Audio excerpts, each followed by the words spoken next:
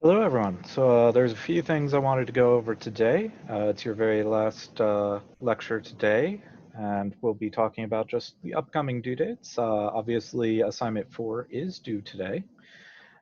You also have two finals that are due today. These first two are going to be due today, and then the other two are going to be due tomorrow. And please leave yourself enough time to actually go through and have a little bit of time to research these questions. Couple of things I want to bring up about the finals. They are all open book, open resource. There is no direct study guide for them, but I would recommend looking back through the documents. A lot of the questions will refer back to some of the concepts we've made before, and will kind of walk you through those different things in the documents when it was first done. We'll be talking a little bit about some math concepts today, as well as just general programming stuff to get you all caught up on that again. So with that, as I mentioned, today's your last day of lectures, but please leave yourself enough time to review the lecture or stuff like that while you are attempting those finals. Alrighty. So this first part I want to talk about is making our other character a lot more interesting. Our other character that we've placed in our level has all that functionality of our base character, but it's not using anything other than just kind of getting shot and playing animations. So it's pretty basic right now. So we're going to take a look at how we could make that a lot more interesting. So what I'm going to do is come up with a couple of different just simple AI stuff so we can have him kind of respond to our player being near him and react kind of like a turret for our first action. And got a question. So what I'm going to do, rather than doing all of this AI stuff on our base character, which is also our player, I'm going to create a child class so it just can have that extra functionality only on it. I'll go ahead and call this character enemy.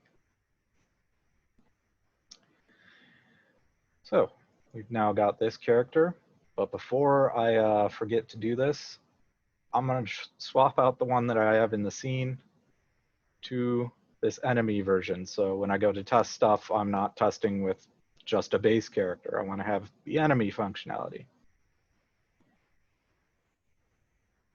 And we'll admit that. And there's a couple of things we need to do to have this character respond to our other player or actual player character. One, we're going to need a reference for our character or be able to know what is within our range and stuff. And for this, we have this great functionality of adding like trigger volumes and things like that. So let's just go and see how we can do it that route. I'm going to add a sphere collision. If I add the sphere, it's going to add that visual component as well, but I just want a collision volume.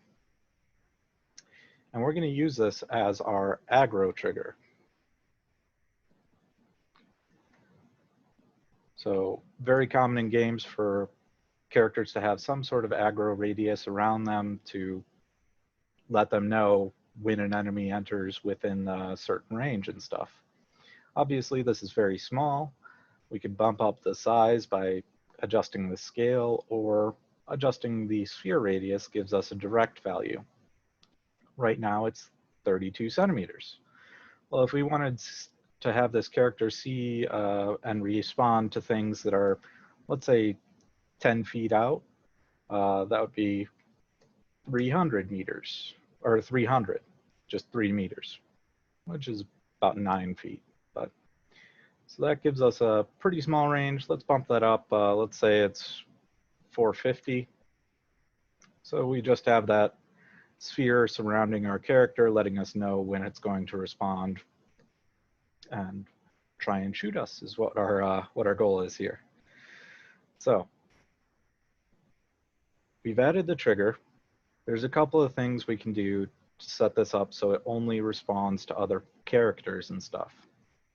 So down in the collision, we've played with some collision settings before, but let's take a deeper look at that. So right now it's going to overlap with anything and generate a event for anything that comes into contact with it, including even bullets and things like that, or pickups. We really just want this trigger to let us know when another character has collided with us. So we're going to change this to custom. We do want it query only. We only want the event to be fired off. We don't want any physics reactions. Our object is moving, so we'll keep it dynamic. But we want it to ignore every other collision response except when it collides with a pawn. We can tell it to overlap then. Then, while we have this trigger selected, we've done this a few times, but just want to show it again. We have events based off of this specific component's triggers. We can tell it when it begins overlapping. Let's go ahead and do that, as well as like when it ends overlapping and stuff, and we'll add that eventually. But right now, we should get this firing off anytime another character enters with that aggro radius. So we could even just check with our other actor and do a print. Oh, I have to do print string first. Print string. And we'll see what the name of that other actor that's hitting us is. Don't forget the exec. Execs are how things run. If there was no exec connected, even though this was, not going to care about it. So we've now got that set up. I typically want my output log open while I'm looking for any print strings or anything like that, because that's where they go. Even though they do print on screen, they're only there for a short period unless I adjust some settings. So we'll play, and it immediately says it detected 2 character enemies. And they're both coming from character enemy. It prints that actual display name. If I eject and look up here, we have a character enemy over here. If we select that, that's our enemy, and it detected itself as an overlap. So we'll want to do a couple of things to prevent that from causing an overlap.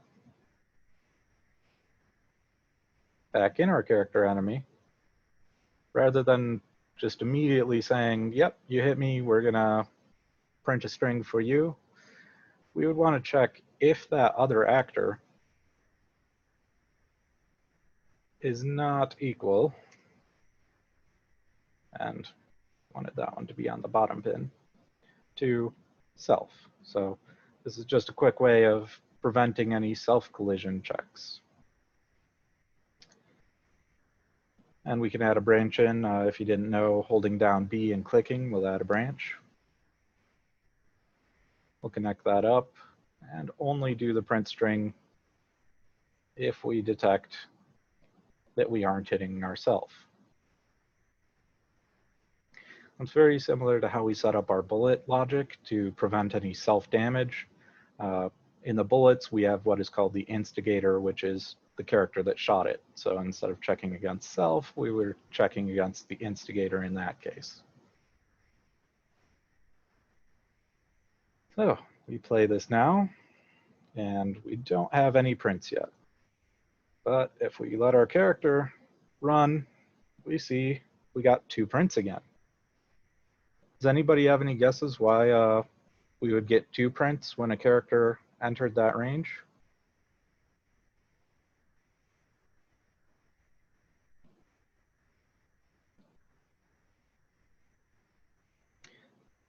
No response. All right.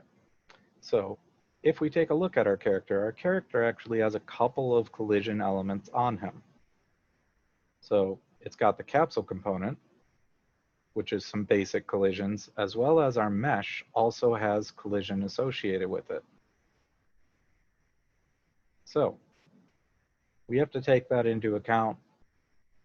it's always a good idea to just keep that in mind. We have multiple collision components on this object, so it's going to trigger the message or trigger on begin overlap multiple times, because one is for overlapping that capsule component, one is for overlapping that mesh. So once we do know that we did hit something that isn't us, we can do a couple of things with that. We can actually save a variable of this object that is hitting us. So I'm going to just right click, and we've done this a few times as well, and if I could click on that and promote to variable. And clean up our lines here a little bit. A couple of things, if you didn't know, you can double click to create a reroute node. Great thing about reroute nodes, you can even drag another pin off and split something to keep your lines much cleaner and things like that. So we've created this new variable. This is something that just entered our aggro radius. So we'll actually call this object our target actor, because that'll be what we're essentially detecting as a threat. So we see we're setting that object there, and we are setting it twice because of the two collisions. So in order to prevent that, what we can do is just check the value of target actor before we just immediately set it. So we can pull in the target actor, we'll just get a reference to it. And we can ask it if it's already valid.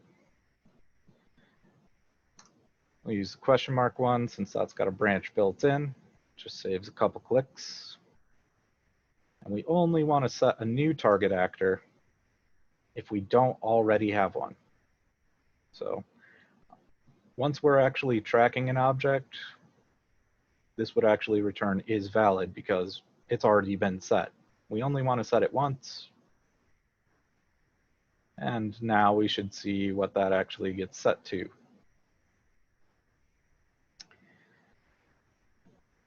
All right. So we play, run into the range, and we see that print message just once. So we've got this target actor now. There's a few things I want to find out about this target actor, such as what direction he is in terms of what way I'm facing, things like that, before we can actually fully tell it to shoot. And we can set it up so it could just shoot immediately. And in fact, let's do that. So this only runs when it first detects that overlap. If we want to do something that's running constantly, that's where our tick comes in. So I'll pull this off over to some open space. And we can add anything we want over the parent tick right here and do other checks and things like that. We'll see in a moment. But for right now, all I want to do is see if we have a target actor. We'll check if it is valid, meaning set to something other than none or isn't being destroyed at that time, things like that. If we do have a target actor, we could tell our enemy character to start shooting. Well, we're going to pull up our base character to see how we told it to start shooting, and that's initiated off of our input action attack. Input action attack, all we're doing is telling our animation to start playing.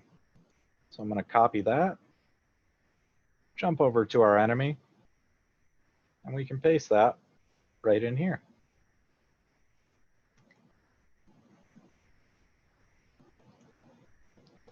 So now, when we enter that, it'll set that variable and tick will switch which branch it's using. And I'm curious if I'll be able to fit this on screen just to show that off.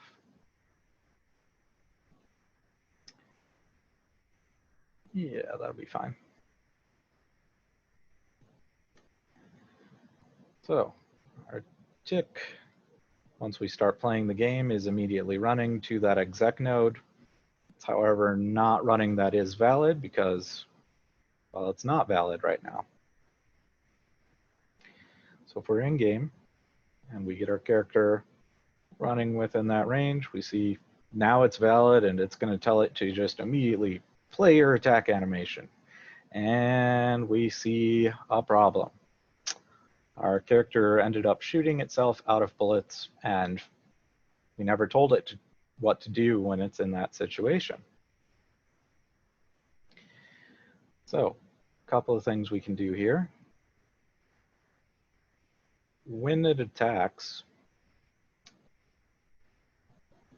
we would want it to actually know about when it's out of bullets and stuff. So, a few other things wrong with it. For example, if we rotate this character around and have it start facing our character when we try and play, I'm gonna run, get right in its face, and we see those bullets just shooting straight down the X. So it's not even shooting just forward or anything like that. So we'll go to our base character and see what's happening when we're actually getting that ready to fire. Right here, it's asking, hey, HUD, give me your information about what you're actually hovering over and stuff.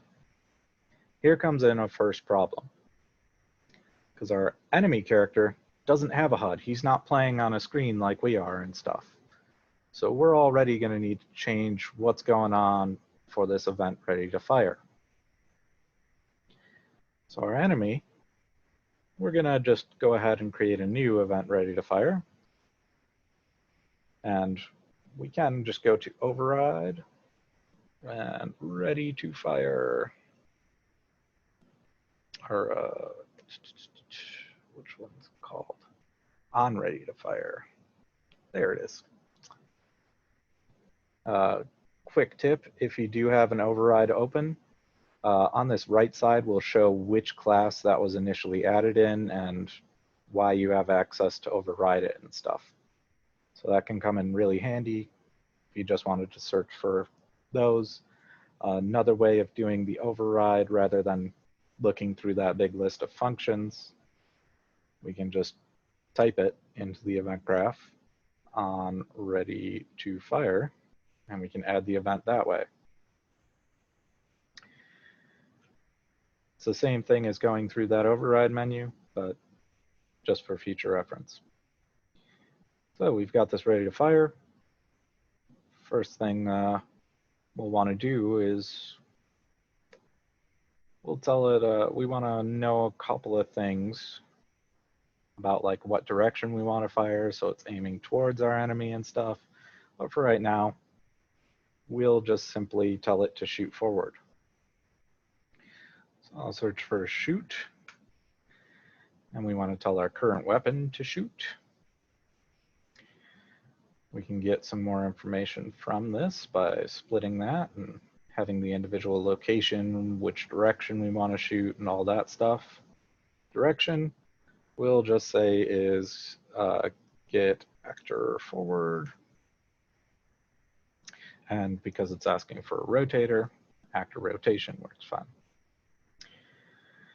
Our location that we want to shoot from is going to be from our mesh. That's our socket location. That's where it's spawning that bullet. So we'll get socket location. And we have an option to choose any of the components that we have that could have a socket associated with them. Our mesh is the one we've set it up on. And that socket name, definitely don't want to forget that, because that's just called shoot location. And that's the one we initially added way back in assignment 2. So we'll compile that, test this out in level. And now it's going to shoot forward. So it's always shooting forward, and even when we're super far away, it doesn't stop shooting ever. So there's a couple of things we need to do. Let it know when our player has left the aggro radius, along with get it actually reloading after it shot its last bullet.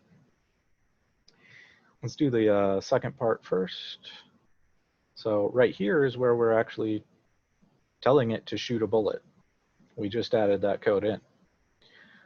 One thing I can do is after we've shot, we can ask our current weapon how much ammo it has. So we'll get that current ammo, do a quick compare. We'll say if it's greater than 0, it still has ammo. We can create a branch from that. And when that's true, it still has ammo, but when it's false, we would want to tell it to reload. Just like how we told it to shoot, we'll reference our base character again and look at what's happening when we press that R key. Now we're doing some extra stuff for disabling the movement and everything, but for the most part, we're just saying play a reload animation. So I'm going to just get that copied over.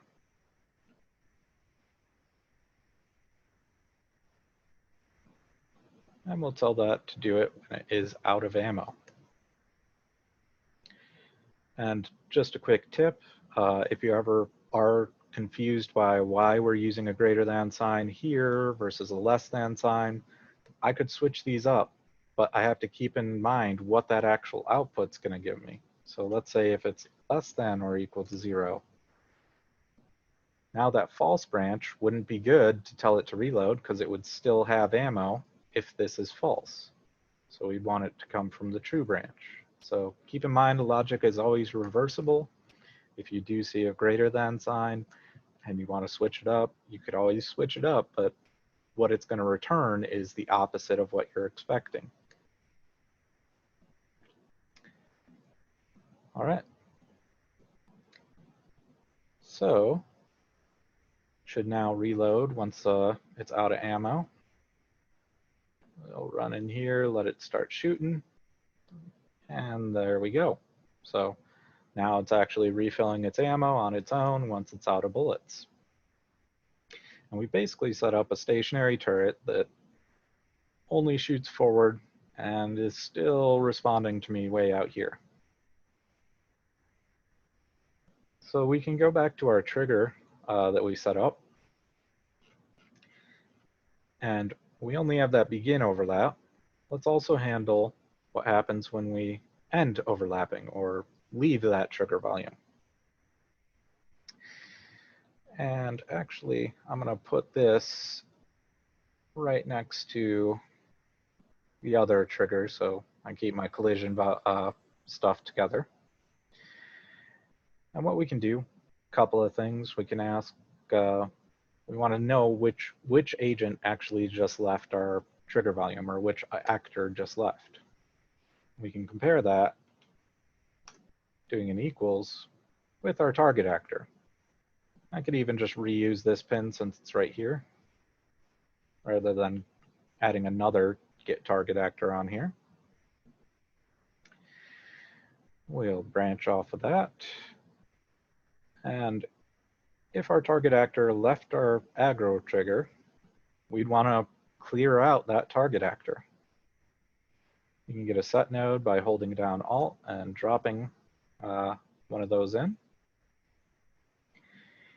And we're just going to set it to nothing. If we don't plug anything in there, it's going to set it to none.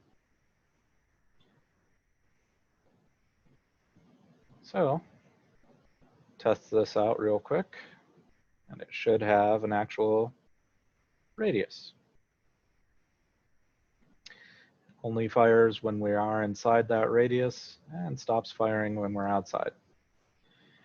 Now, we want to do some math so it's not just kind of a stupid turret that just fires forward and then stops doing anything. So for that, we'll go back down to our when we're shooting. and we'll create a branch. We'll say it's just going to shoot forward, do all this upper stuff if a branch. And what we'll branch off of is if we have a target actor or not. So we'll do is valid, since that has a branch built in. Oh, can't type today.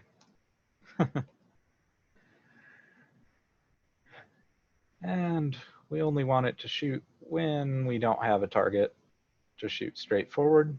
When we do have a target, we can do some math to figure out a vector directly towards our target rather than just shooting straight forward. So I'll just put this down here. We can get a vector straight to our target actor from our shoot location or socket location. We'll actually copy that just so it's down here. We'll say from our target actor, we want your position. Get actor location is how you get a position of an actor. We can take that vector and subtract it by another vector. So while I'm talking about vectors here, one thing I do want to bring up about the research assignments or ILAs, in the content examples, there is this math hall. I'm going to cheat because I want to start out in, oh wait, far room. We'll go past all of these and start in 2. Oh, what happened? Why didn't it bring it over all the way over? Oh, I let go of shift first. Dang it. There we go. Oh, in here, there's some great vector math stuff to just kind of explain some basics and things for you. How to get distance, distance in practice. We see this one actually calculating our distance right here. Even showing the code that they're using to detect the position from this point. Explaining 3D vectors, you can treat them pretty similarly to 2D vectors, what normalized vectors are. Talk about that in a little bit. And a lot more stuff. One I do want to bring up is the dot product. So dot product is insanely useful and used very commonly in games. It's a quick way to determine if 2 objects are facing the same direction, is in front of another object, and such, all that stuff. We see here the dot product is comparing this orange line with this red line down below. We can slide that, and we see when it is perpendicular, we have a dot product of pretty much 0. If it's parallel and facing the same direction, we get 1. If it's completely opposite, we get -1. Okay. That comes in really handy because we have these basic directional vectors from our characters, like forward, right vector, up vector, and gives us a lot of really great tools to figure out where we are in space relative to another object. So in here, what we're doing is just getting a vector towards the actual target actor. And we'll copy the shoot. Copy all that, or copy the weapon and the shoot. This will be our not location. This is what we're going to use for our rotation. For location, we still want it to spawn from our shoot location. And we want this shoot instead of the top shoot from when we do have a valid target.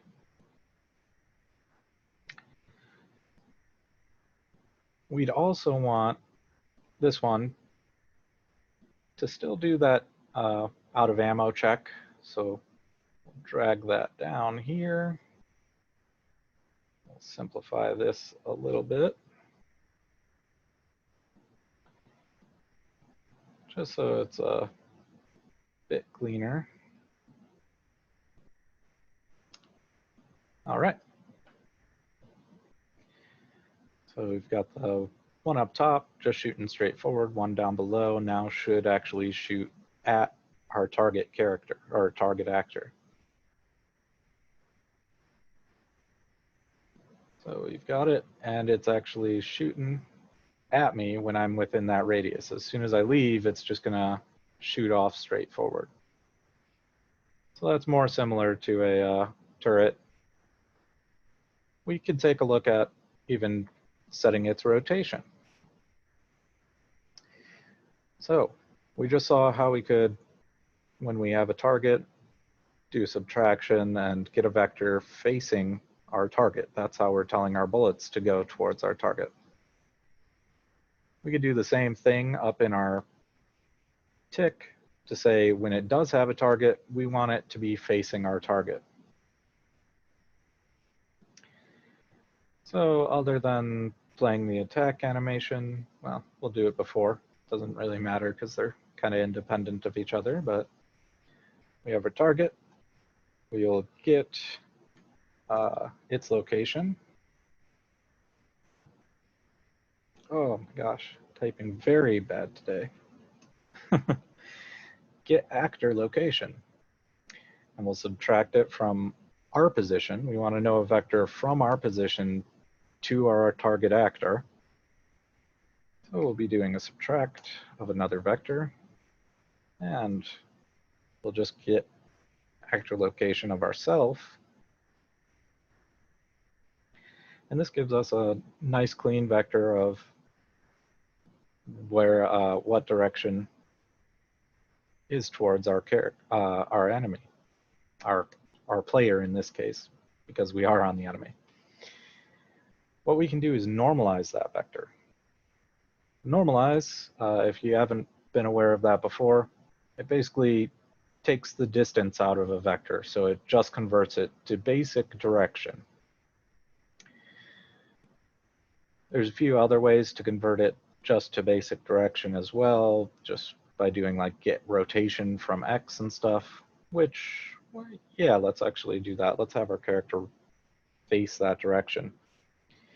So I'm going to say set actor rotation. This will rotate our character. I'm going to just go ahead and plug that into our normalized vector. And let's see what this does. So let's approach it from the side here. We see as soon as we walked in, it's going to rotate towards us, start shooting at us, and relentlessly make myself run into the fire there. But so we've got it facing our character and all that. So now it's like a 360 turret for a much more deadly obstacle other than standing around and not doing anything. A couple of things about that. If we wanted it to only stay stationary and only attack within a certain, when it's like within a certain angle from us, let's say like a nice angle in front, kind of like a line of sight angle, we could use that dot product information to not only just immediately start shooting and turning towards our character, but rather only detect it when our character's in front of us and things like that. Because right now, if we approach from the very back, run around, sneak through the door, and it still saw me. So let's actually give it some caring about direction. So rather than doing this play attack and set actor rotation immediately, we'll pull those off to the side. We'll hook up our branch.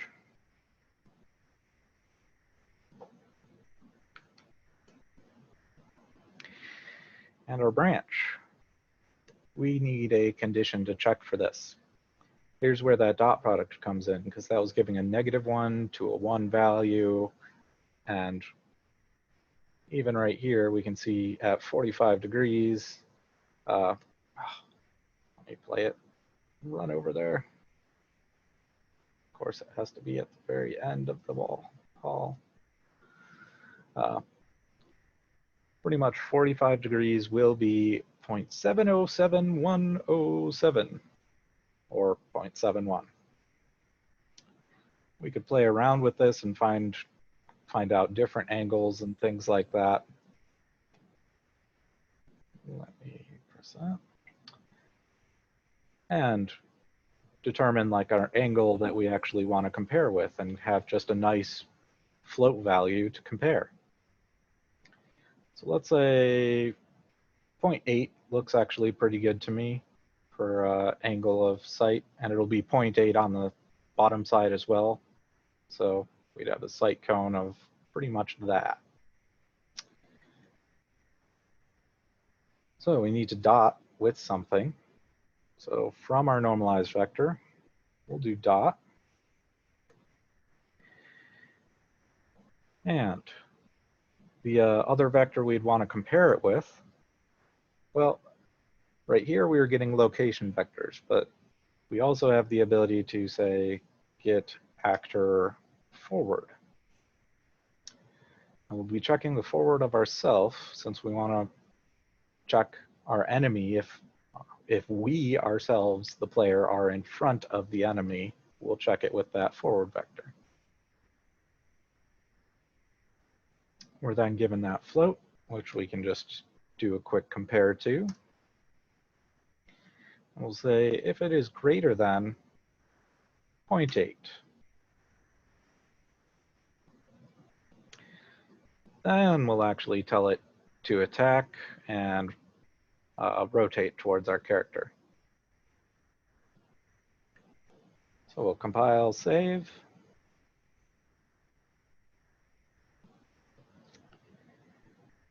And let's try and approach it through that back way again, sneaking through the door again. And we are on this back side, and now it doesn't even care about it. But as we come around to that front side, 0.8, oh, we got it, and now it's aggroed and rotating at me like crazy. But once we got out of that range, just reset back to its idle. So we can even come around this side and not get anything until we're in front of it. So that was just a quick demonstration of a couple of the math nodes and some math topics about how vectors can be calculated, what the dot product is. We did use it in the door, but I wanted to show another practical use of it in-game. Any questions about the dot product there? Or?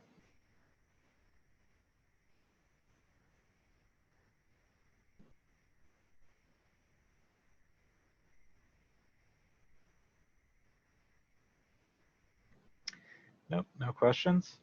Okay, so I would highly recommend you just simply for some of the questions, they will talk about the dot product and what kind of values you can expect from that.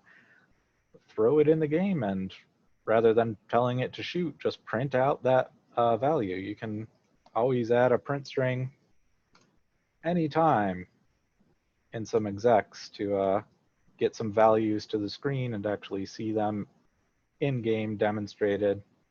We'll print out that dot product value, converts it to a string for us, compile that, and once we're in there, we see that dot product value. Anytime, regardless of how close I am, if I'm like directly behind it, and I'm going to try and stay directly behind it, it's going to be pretty much -1 because we're comparing it with that forward vector. As we come around to that left side, it's going towards 1 up, and I just passed the midway point, and I'm now technically in front of it. because we're greater than 0. Same on the other side. It'll get closer and closer until we're actually in front. It'll be a positive value. And we were just doing the check to see if it's 0.8. And as soon as I went over 0.8, it's starting and rotated towards me immediately and was like, oh, it's 1, I'm going to shoot you. So a couple of other things in here that I want to show you before we wrap up the session. In the project settings, I want to talk about the maps and modes. Here's where you can set up like what level you would want your game to actually start off in for when you're creating a build. So we'll go over creating a build real quick. So make sure you do have that set to your main menu typically, otherwise your game will start and it'll be in game and you have to force quit and stuff. I'm going to close out of this stuff and save this as is. One other thing I do want to show real quick. If we duplicate this character, I'll drag a few of them into the world.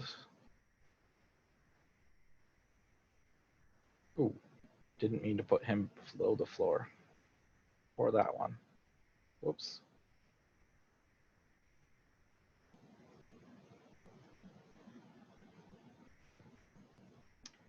We've got 3 of them all starting out.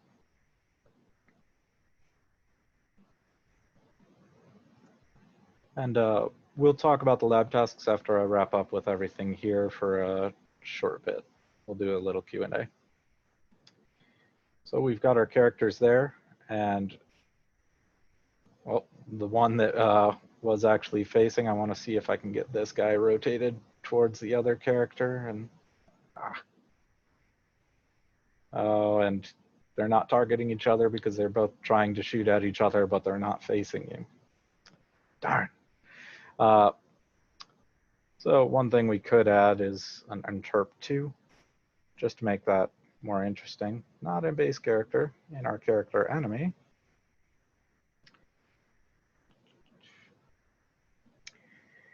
And let's say we still want it to rotate, but not just immediately setting it to face the other character. When it does have a target, but it's not at this condition yet. We can do interp2, and there's a couple of different ones. Interp2 movement component. Ooh, that might actually be fun. I don't know if I've ever tried that. Interp2, and we have F interp2, R interp2. I believe R is the rotation. Rotation interp2. We will be setting the actor rotation.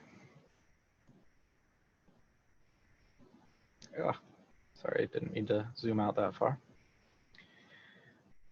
To this interpreted to vector. And this is just a nice way to get some smooth moving for our delta time.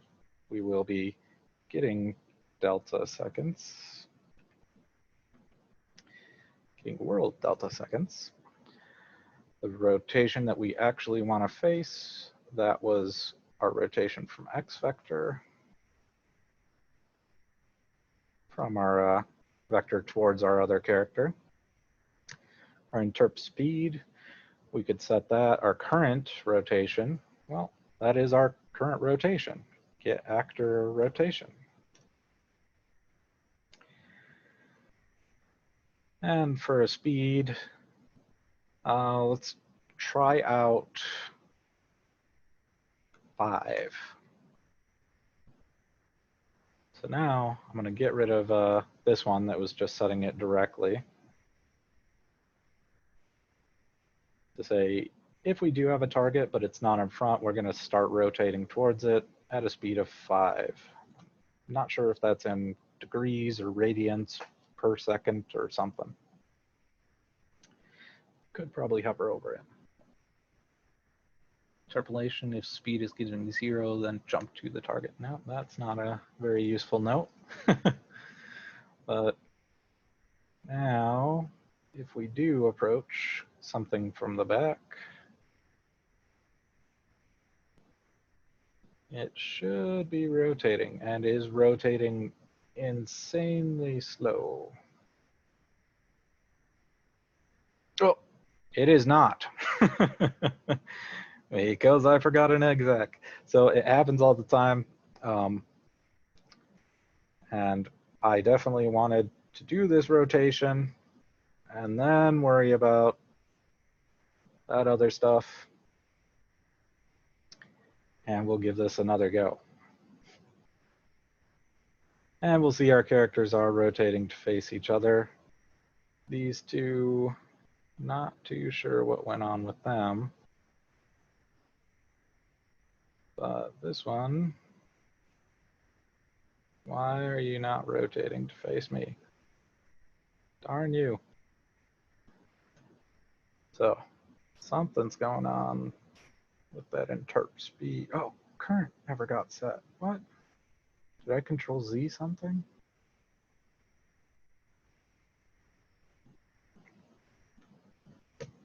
Ooh, not quite sure how that. Oh, I think I still had that selected when I cut the two over there. Damn. Sorry about that. Now we see all going at it, and I think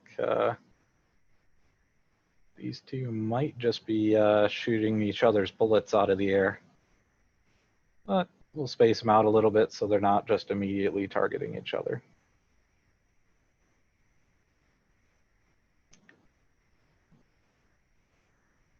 These two might target. We'll see. Nope, they weren't overlapping. But as we come in, they'll actually be doing a rotation towards rather than an immediate snap. And you can adjust that speed to be slower or faster depending on how fast you want it to turn. All right, so now with that, we are ready to ship our game or give it to some friends to play test. So under File, rather than build or anything like that, they call theirs Package Project. And you have the option of choosing what platform you want to build it for. We're going to be building for Windows. You got to select a folder. Should be open to the project folder I have right here. I'll just say that folder's fine. It'll then go through the build process of baking all of the assets and stuff.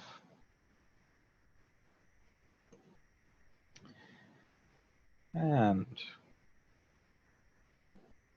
I'm going to pause the recording while that's happening. All right, so we're back. Build was successful. It did have a little notification in the corner, but I didn't have it recording during that time, sorry. So it just built it. It doesn't open up the build like a Unity build after that, but it does put it right where you told it. We told it empty first, and it titles it with Windows No Editor.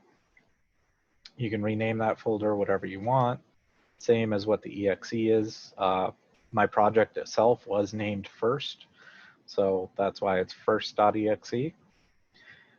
But you're able to double click that and send that to your friends or testers to test this out, and it'll be the full game experience. We'll win just to watch that full game loop. And we see we're able to play outside of our editor now.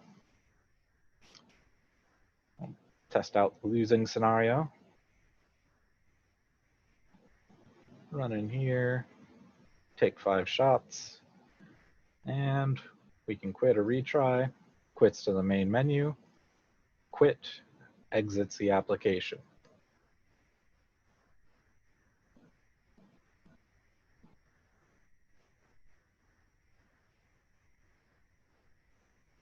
All right.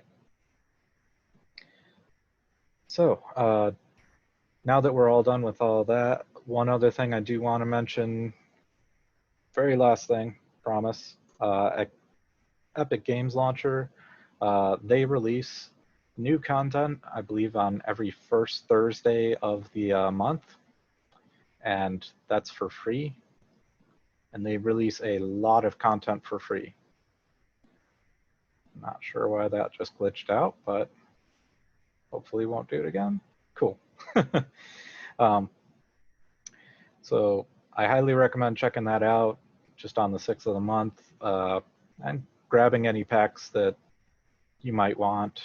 They have a lot of other packs just permanently free, and as well as like all Paragon assets from the actual Epic section and stuff. So some AAA game characters and things like that, that if you wanted to just check them out and see how those assets were made and used and how long they take to compile. And it does take a long time to get all those shaders to compile.